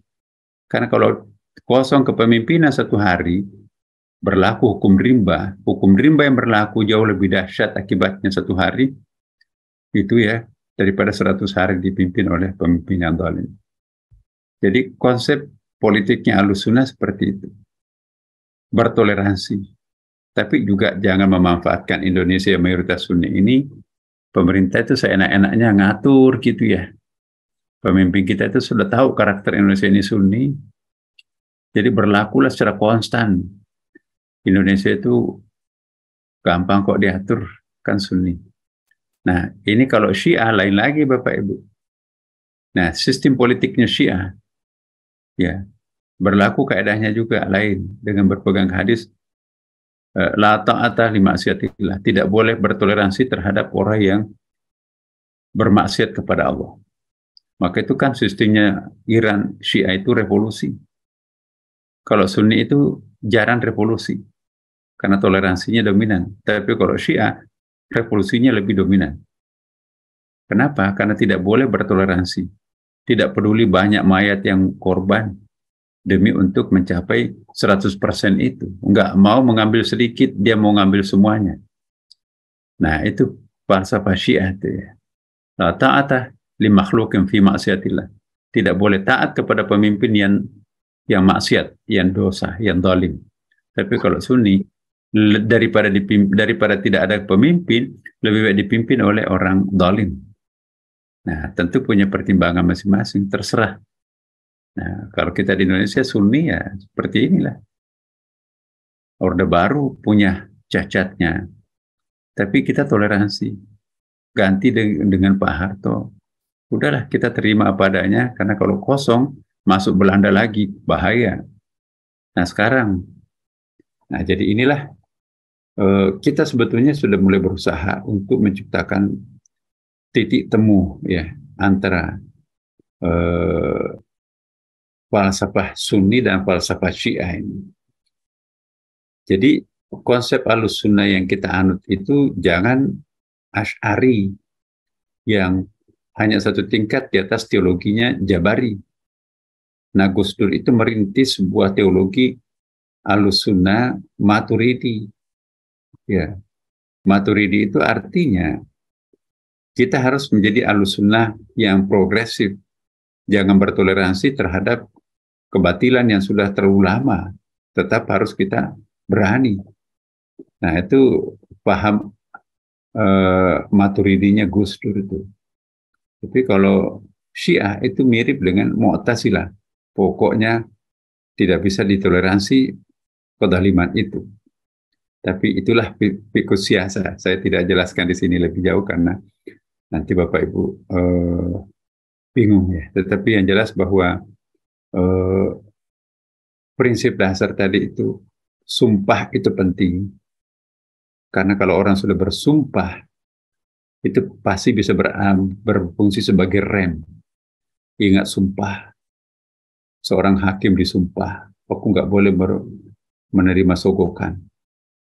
Ya, karena aku disumpah. Dunia akhirat tidak akan pernah dapat keberuntungan. Jadi ada remnya di situ itu. Kalau nggak disumpah, wow, itu bisa kebablasan tanpa rem. Saya kira gitu, Pak. Baik, terima kasih Ustadz. Berikutnya Ustadz dari Pak Kunto, beliau menanyakan pada ayat ke-93 disebutkan bahwa Allah mendahulukan walaki yudhillu mayyasha wa yahdi mayyasha. Allah mendahulukan tetapi ia membiarkan ya mereka yang dalam kesesatan dan akan memberikan petunjuk kepada siapa yang dikehendakinya. Mohon pencerahan dari Ustadz, kenapa disesatkan itu lebih didahulukan ketimbang diberikan petunjuk, Ustadz? Konteksnya bukan. Ini kan positif, negatif itu rumusnya Quran. Walau sya'allah la ja'alakum ummatan wahidah. Ummatan wahidah itu positif. Walakin yudillu mayyasha itu negatif. Kemudian wa yahdi mayyasha positif lagi kan. Ya, jadi kalau kita lihat konteksnya, bukan mendahulukan penyesatan. Ya, standarnya itu adalah ummatan wahidah. Itu dalam ilmu logika mantik itu ada premis majornya itu ya ummatan wahidah. Tapi ternyata susah karena ada penyesatan. Jangan juga menganggap bahwa itu sulit. Masih ada harapan wa yahdi mayyasha. Jadi positif, negatif, positif. Terus strukturnya redaksi ini. Saya kira gitu, Pak. Kenapa yudhillu mayyasha wa yahdi mayyasha? Karena kalau dikatakan walau sya'allahu la ja'alakum ummatan wahidah walakin yahdi mayyasha wa yudhillu mayyasha. Berarti konsepnya itu 21 ya. Jadi dalam ilmu sastra itu konsepnya AAB gitu ya. Nah, sastra yang bagus itu ABAB atau AA atau BB ya kan. Nah, Quran itu kan sastrawan, nilai sastranya sangat tinggi kan. Jadi ummatan wahid itu statement positif. Lalu disusul lagi dengan yahdi mayyasha itu statement positif. Kemudian disusul lagi yudhillu mayyasha, jadi tidak indah, tidak rainbow ya. Kalau dalam susunan color ada 3 warna, ada kuning tua dan ada kuning muda, terus ada hijau, itu nggak kontras. Tapi kalau kuning tua diselang-selingi oleh hijau, sesudah itu nanti ada kuning muda. Nah itu kentara sekali warnanya kan, rainbow-nya itu kelihatan. Nah, walaupun juga sebetulnya tujuannya sama. Yudhillu mayyasha itu kan juga ada asmaul husna al-mudil. Wa yahdi itu juga ada sifatnya Allah, namanya Allah al-hadi. Ya, jadi dua-dua wajah Allah di sini. Jadi saya pernah jelaskan dulu ya bahwa al-mudil dengan al-hadi itu sama-sama sebagai wajah Allah, sama-sama nama Allah. Al-mudil namanya Allah sebagai maha menyesatkan, representatifnya itu adalah iblis, Fir'aun, preman. Wa yahdi itu melambangkan nama Allah al-hadi, representatifnya adalah malaikat, nabi, dan orang-orang saleh seperti kita. Maka itu saya jelaskan mengapa orang yang paling beriman dalam Quran, wa daraballahu mathalan lil ladzina amanu imra'ata fir'aun. Istrinya Fir'aun itu yang paling beriman karena dia tidak membedakan antara suaminya Fir'aun yang jahat itu dan Nabi Musa yang super baik itu kan. Karena Fir'aun itu wajah al-mudilnya Allah, sedangkan Nabi Musa wajah al-hadinya Allah. Fir'aun wajah Allah, Musa juga wajah Allah. Jadi dua-duanya wajah Allah. Nabi Musa, istrinya Fir'aun bersikap seperti itu. Aku tidak boleh membenci suamiku karena dia melambangkan representasi dari wajah Allah. Al-Mudil. Aku harus memelihara Musa dengan segala macam risiko karena itu adalah lambang Al-Hadi, maha petunjuknya Allah. Jadi Al-Hadi, Al-Mudil, Asma'ul Husna. Jadi tergantung kita apakah itu mudil negatif atau wayahdi positif. Bagi orang yang sampai ke tingkat ma'rifah, nggak ada bedanya kok. Semuanya positif. Semua nama Allah Asmaul Husna itu positif. Cuma kita nggak paham apa hikmah di balik musibah itu. Jangan-jangan musibah itu lebih menolong kita untuk cepat masuk surga daripada diuji kemewahan, malah justru yang akan menjerumuskan kita ke neraka. Karena banyak sekali orang dekat ke iblis kalau diuji kemewahan. Banyak sekali orang dekat ke malaikat kalau diuji dengan penderitaan. Iya kan? Jadi pada hakikatnya apakah musibah itu positif atau negatif? Apakah kemewahan itu positif atau negatif? Itu sangat relatif. Saya kira gitu. Baik. Terima kasih Ustadz. Berikut ini Ustadz pertanyaan dari Ibu Dina Samsiar. Nah, ini yang dikemukakan oleh beliau ini terkait dengan orang yang meninggal dikarenakan COVID, terutama saya kira pada saat masa-masa Delta dahulu, Ustadz, bahwa di mana di dalam proses pemakamannya banyak didapati bahwa mereka dimasukkan dalam peti mati dan dibungkus dengan plastik, Ustadz. Nah, apakah hal ini dibenarkan dalam tata cara Islam dan terutama mengingatkan juga Ustadz bahwa dikatakan bahwa kalau meninggal karena COVID itu syahid gitu Ustadz ya. Nah sementara kalau orang yang berperang dalam keadaan syahid itu mereka tidak dimandikan lagi Ustadz. Nah maka apakah ada pendekatan seperti Ustadz? Mohon penjelasannya. Iya, ada 6 orang mati syahid. Mati syahid yang pertama adalah mati di medan perang. Seperti Hamzah. Pamannya Nabi, nggak usah dimandikan, nggak usah dikafani, bahkan nggak usah disalati. Kuburkan apa adanya, toh orang ini nanti cemplung langsung ke surga. Yang kedua, orang mati syahid itu tercebur ke sungai, ke laut, atau ke sumur, mati syahid itu. Yang ketiga adalah mati karena penyakit menular seperti COVID-19 itu mati syahid. Ya.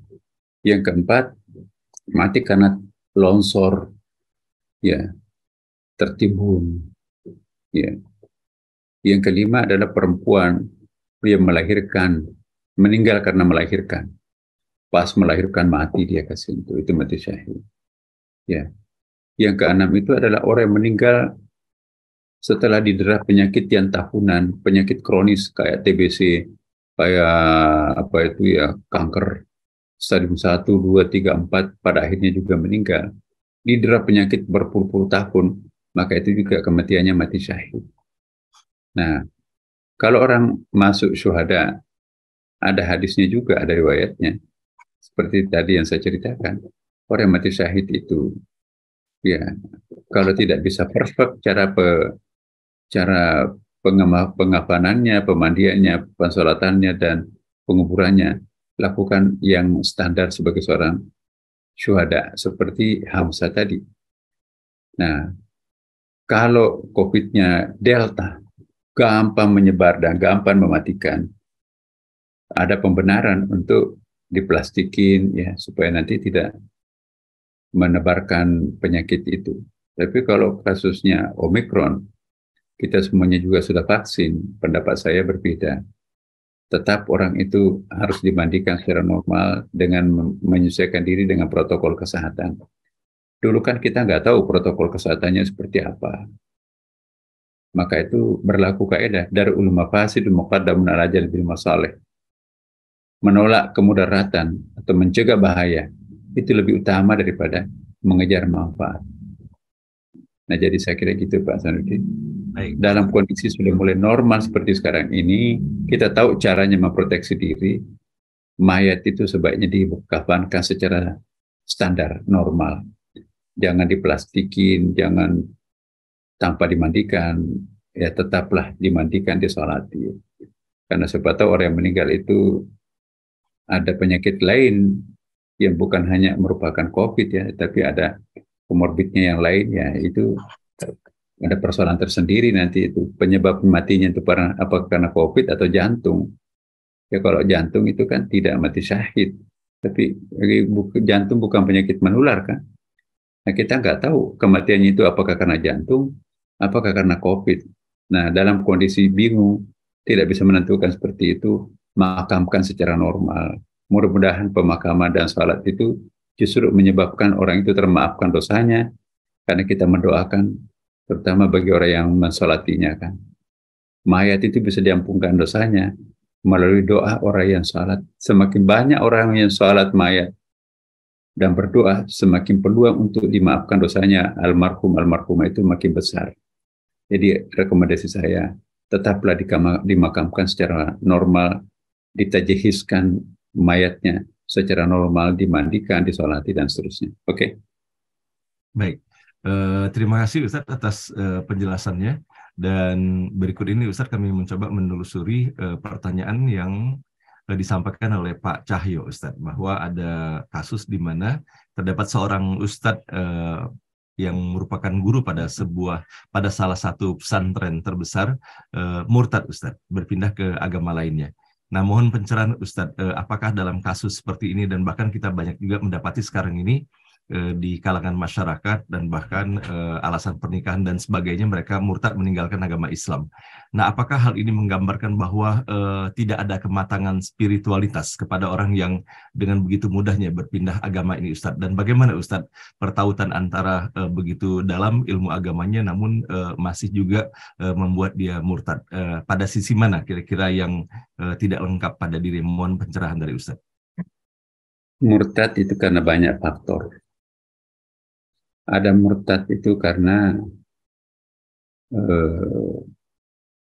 sakit hati kepada seseorang. Saya memberikan satu contoh ya, tahun 2005 2004 ya. Ada sahabat saya tanpa menyebut nama ya, dan identitas. Dirut salah satu BUMN. Salah satu etnik yang sangat beragama Islam di Indonesia. Hajinya berkali-kali. Ya. Murtad. Tidak tanggung-tanggung, tidurnya di gereja. Bahkan mensponsori pembuatan buku-buku yang menghujat Islam. Istrinya datang ke saya, Pak Nasar gimana? Suami saya murtad, kaget saya. Berkali-kali haji, umrah, tapi murtad. Ya, saya tanya, kenapa? Oh, dia kecewa. Udah mau dipromosikan, sudah ada SK-nya, tinggal dilantik. Ya, bukan dia yang dilantik. Kok kenapa? Yang dilantik orang lain. Saya orang Islam. Padahal ya banyaklah alasannya. Oh, semenjak itu katanya kecewa terhadap Islam. Nah, kebetulan presidennya Kiai. Wah, udah. Semua ulama mengatakan itu pasah perkawinannya. Apakah harus saya tinggalkan, Pak Mas? Nah, ibu saya kan jantung nih. Kalau saya sampaikan persoalannya bisa meninggal ibu saya. Anak saya satu di Amerika, satu di Australia. Nah, kalau saya cerai, anak saya pasti drop out karena saya ibu rumah tangga biasa. Saya nggak punya uang. Semuanya uang gaji suami. Mudaratnya kan lebih banyak. Jadi ibu, jangan tinggalkan suaminya. Saya tanya ke majelis ulama, Anda sudah bukan istrinya lagi, pasang. Iya. Jangan melakukan hubungan suami istri, tapi jangan tinggalkan dia. Itu nasihat saya. Enggak mungkin lah Pak Nasar mau menyentuh saja, saya enggak mau katanya. Ibu tetap masakkan dia, tetap makan. Nah, karena itu sahabat saya datang ke rumah. Hampir 1 jam di ruang tamu. Dianya enggak mau keluar-keluar. Pada dulu jauh-jauh, oh Pak Nasar, ini enggak mau keluar, udah parah.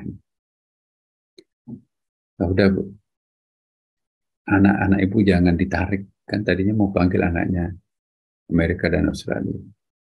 Sekolahnya di lokal aja. Kan saya nggak sanggup biayai. Udah Bu, jangan, tetap sekolahkan anaknya. Ibunya rawat, jangan diberitahu kasus ini, nanti sakit. Tapi ibu jangan melakukan itu, insya Allah Pak. Saya berangkat ke Amerika kan. 1 tahun. Balik ke Indonesia. Saya cari ibu ini. Apa yang terjadi, Bu? Alhamdulillah Pak Nasar. Sekarang suami saya kembali lagi. Ya, tapi dia malu sekarang. Dan kembali bersyahadat. Ya, saya juga memperbaharui nikah saya. Coba. Kalau saya tidak ikut nasihatnya Pak Nasar, maka seumur hidup dia akan menjadi non-muslim. Karena saya sudah tidak mendampingi. Ya, anak saya mungkin juga tidak sekolah. Dan kalau tahu ibu saya mungkin juga resiko jantungnya itu. Nah, jadi untung ada Pak Nasar memberikan nasihat yang berbeda dengan ulama lain. Ya, itu kata dia, bukan kata saya Bapak Ibu. Alhamdulillah Bu. Saya tanya kok kenapa dia mau balik. Dia kagum terhadap saya. Semua orang menjauhi saya.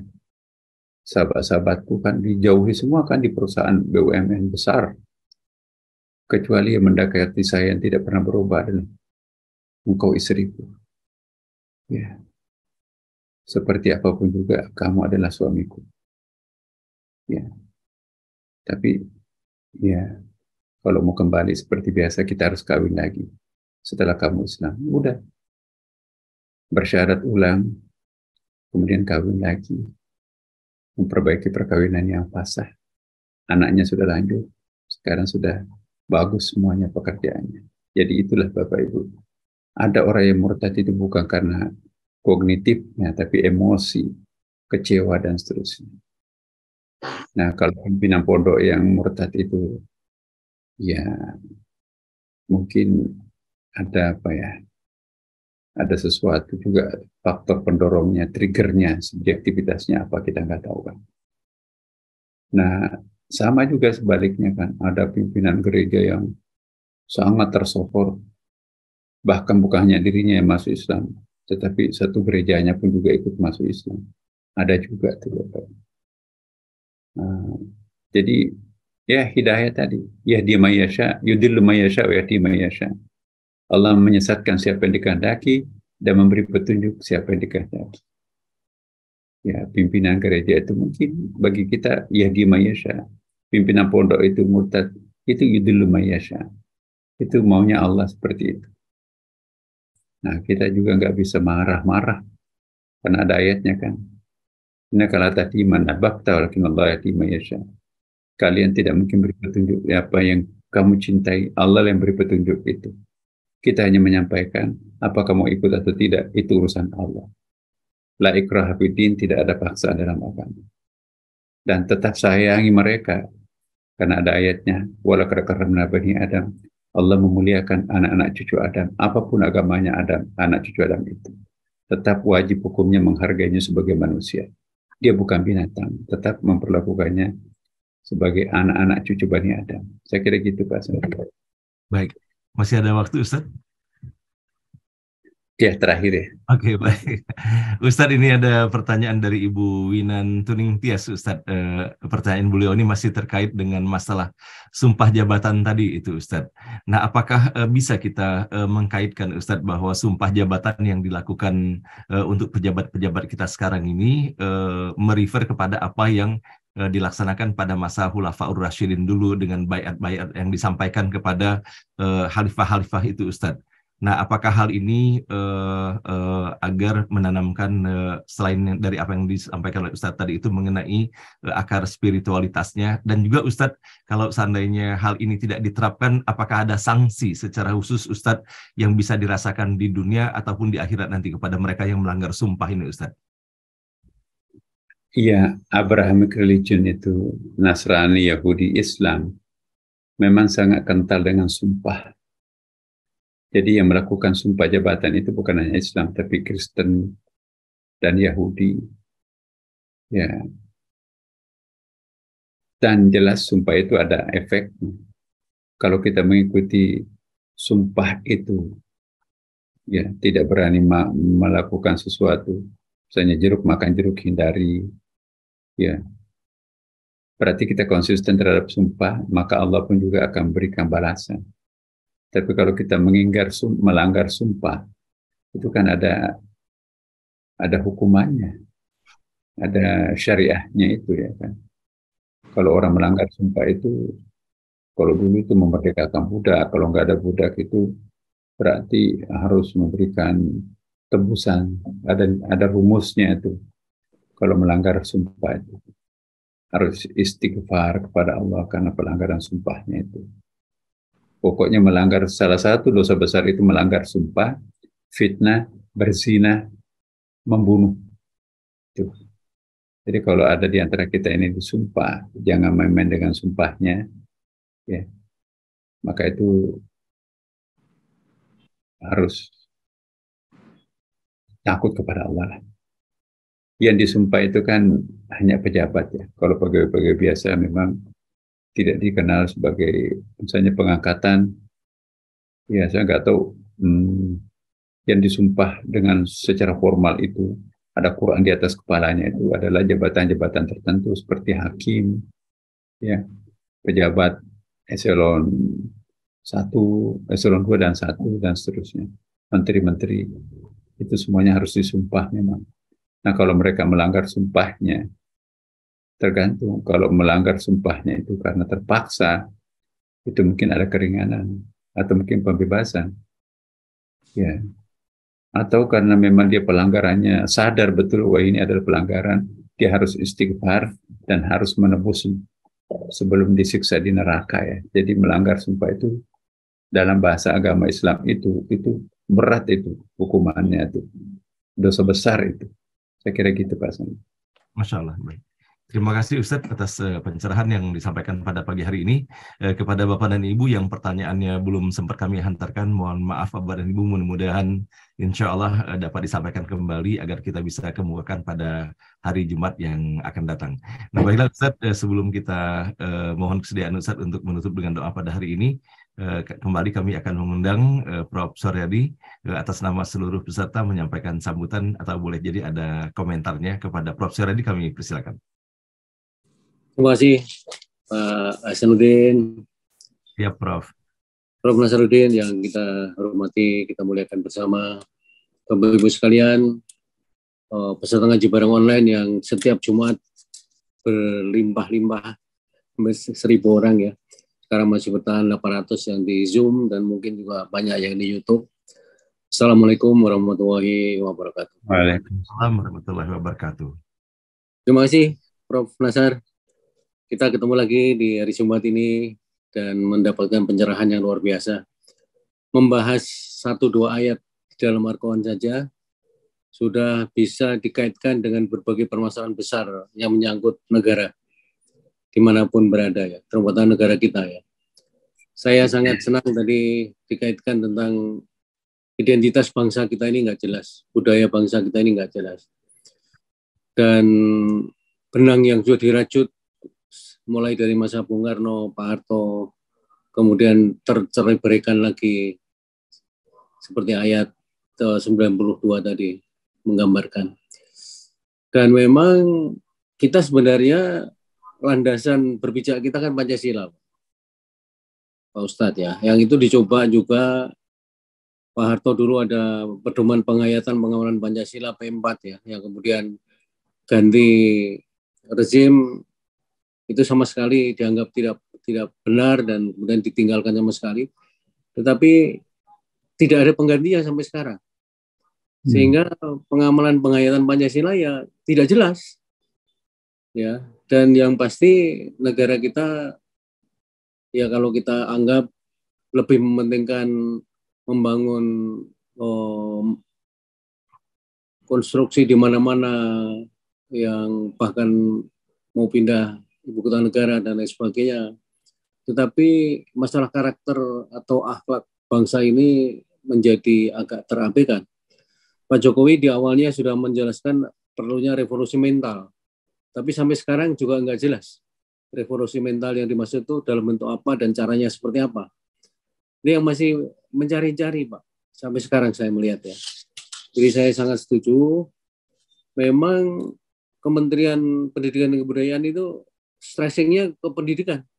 Kebudayaan sama sekali dalam kabinet manapun saya lihat ya, dalam presiden apapun, itu masalah kebudayaan tidak ada perhatiannya. Termasuk itu dalam anggaran dan lain sebagainya. Pemikir-pemikir tentang kebudayaan yang semakin lama, yang lama sudah wafat, yang baru tidak muncul. Nah, ini juga masalah-masalah yang dihadapi bangsa kita, Pak. Nah, ini memang konsep budaya Indonesia ini yang perlu harus ada yang memikirkan. Cuman mulai dari mananya itu, Pak Ustadz ya? Yang siapa yang seharusnya? Apakah mulai dari Dirjen Kebudayaan dan program seperti apa?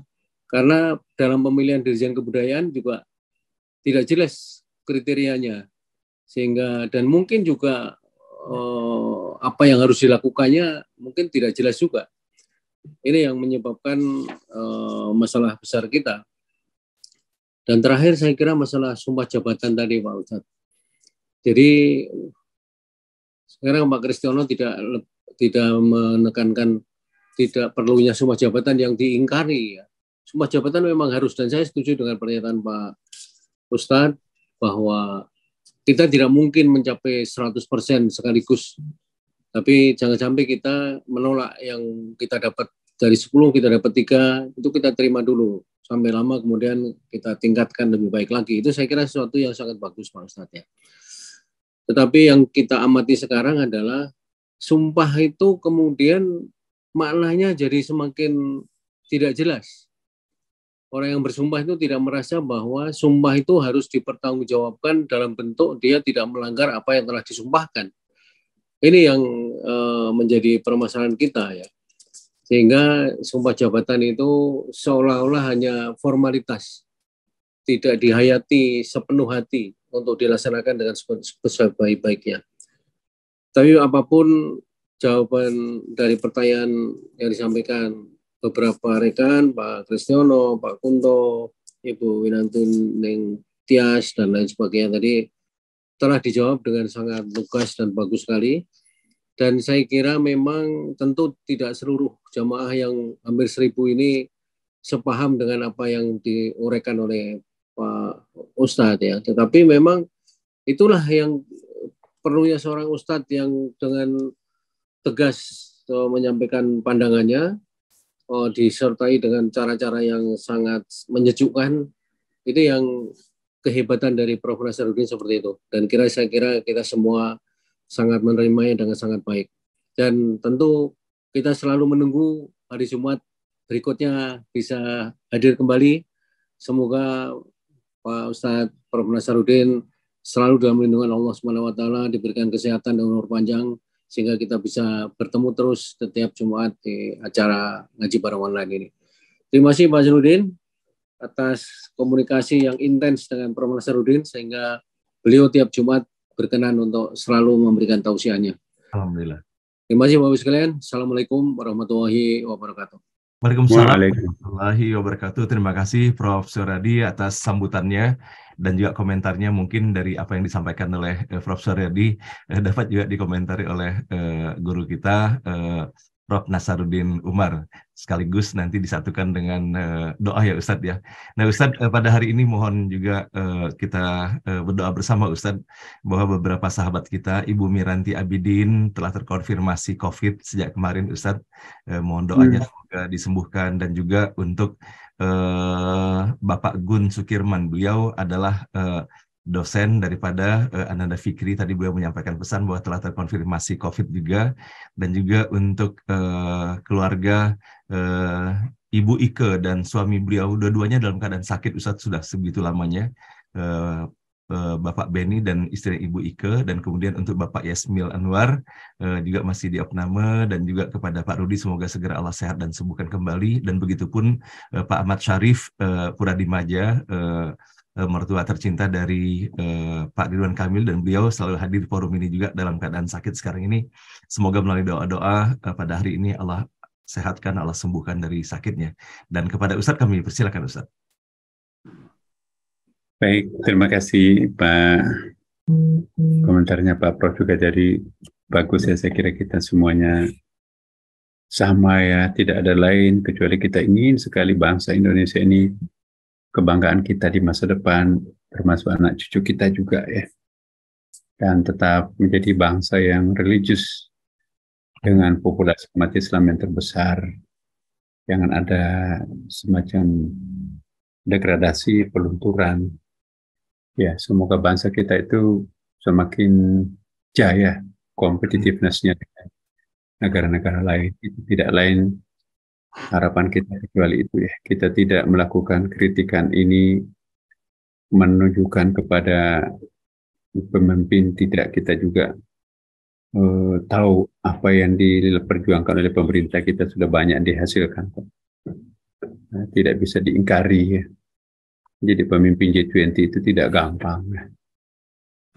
Jadi bisa bertahan, orang negara lain kelapar-kelapar sekarang dengan krisis global, kita masih bisa insya Allah seperti ini ya. Itu prestasi anak bangsa.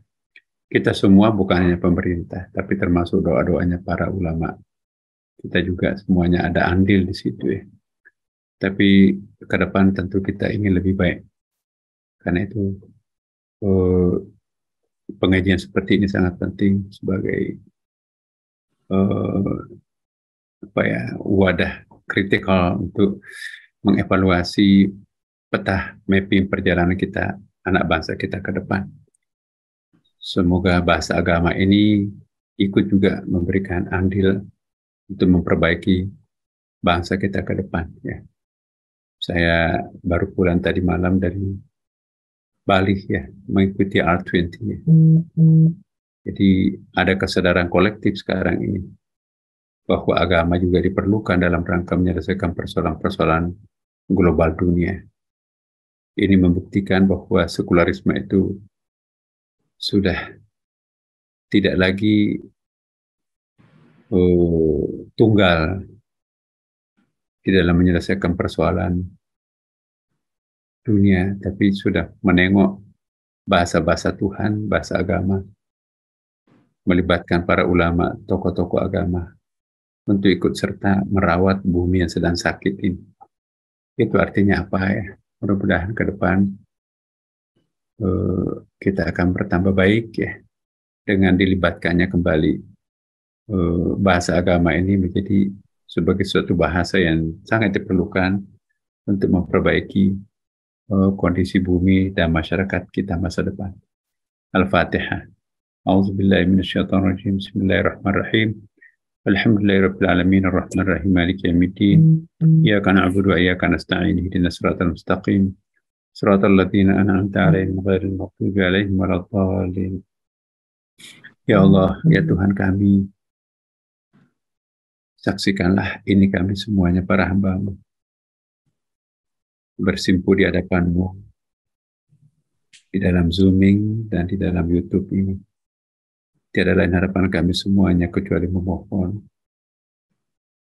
kiranya Engkau memberikan keridhaan terhadap kami semuanya. Ya Allah, ya Tuhan kami, terlalu banyak dan terlalu besar harapan kami kepada-Mu, tapi terlalu sedikit amal yang kami lakukan untuk-Mu. Ya Allah, ya Tuhan kami, terlalu banyak dosa, kekeliruan yang kami lakukan, tapi tidak sebanding dengan taubat dan amal-amal yang kami lakukan. Hari ini kami mohon, sadarkanlah kami ya Allah, untuk menjadi hamba yang setia terhadap-Mu.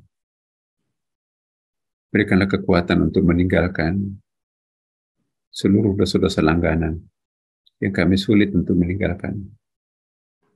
Dan berikan kemampuan kami untuk menggantikan dengan sebuah tradisi yang baru, amal kebajikan yang Engkau ridhai. Ya Allah, ya Tuhan kami, ada sejumlah hamba-Mu yang sering muncul di dalam Zooming ini. Engkau uji dengan penyakit, kesulitan hidup, dan problem-problem sosial yang lain, termasuk problem rumah tangga. Ya Allah, angkatlah problemnya, bantulah mereka. Amin. Bimbinglah mereka. Amin. Bahwa mereka semuanya tidak punya Tuhan selain hanya Engkau. Engkaulah Tuhan kami semuanya. Kami tidak punya Tuhan selain hanya Engkau. Kemana kami akan memohon kalau bukan kepada-Mu ya Allah? Kami hanya punya Engkau ya Allah. Ya Allah, ya Tuhan kami, sembuhkanlah secepatnya agar mereka bisa bersama kami semuanya, Amin. menjadi khalifah dan menjadi hamba. Amin. Kami yang sehat, pertahankanlah kesehatan kami. Amin. Di antara kami ada yang terlilit utang, ya Allah, mungkin sulit untuk membayar. Amin. Hanya keajaiban yang menunggu. Amin.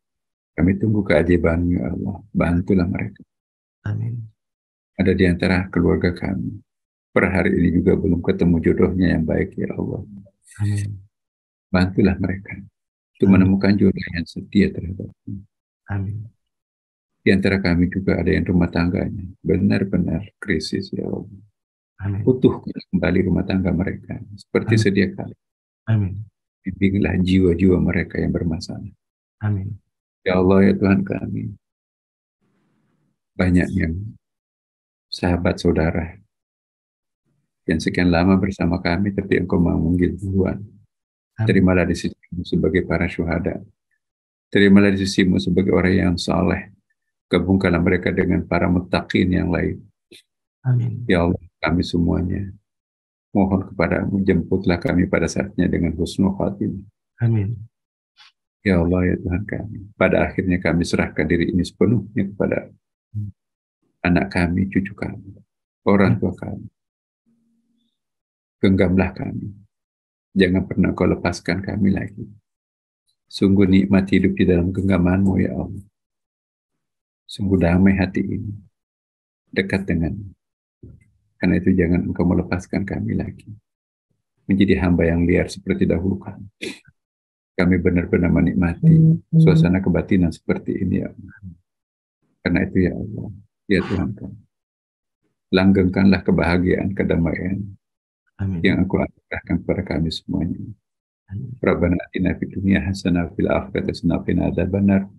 Walhamdulillahi rabbil alamin. Wassalamualaikum warahmatullahi wabarakatuh. Waalaikumsalam warahmatullahi wabarakatuh. Terima kasih Ustadz atas doa dan tausiah yang telah diantarkan pada hari ini. Semoga Allah Subhanahu wa taala mengijabahkannya bagi kita Amin, semua. amin. Terima kasih dan semoga Ustadz sehat walafiat selalu Ustadz dalam limpahan rahmat, barakah dan ridha Allah Subhanahu wa taala. Amin ya rabbal alamin. Nah, kepada Bapak dan Ibu para peserta ngaji bareng online dapat kami sampaikan bahwa insya Allah pada malam hari ini kembali kita akan melaksanakan tadarus bersama di mana kita akan membaca ayat-ayat pada juz ke-21. Semoga Bapak dan Ibu diberikan kemudahan dan keberkahan untuk kita semuanya untuk mengikutinya pada jam 8 atau jam 20 nanti malam waktu Indonesia bagian Barat. Maka dengan berakhirnya doa pada hari ini, maka berakhir pula acara kita pada hari ini. Mohon maaf lahir dan batin, Bapak dan Ibu. Wabillahi taufiq wal hidayah. Wassalamualaikum warahmatullahi wabarakatuh.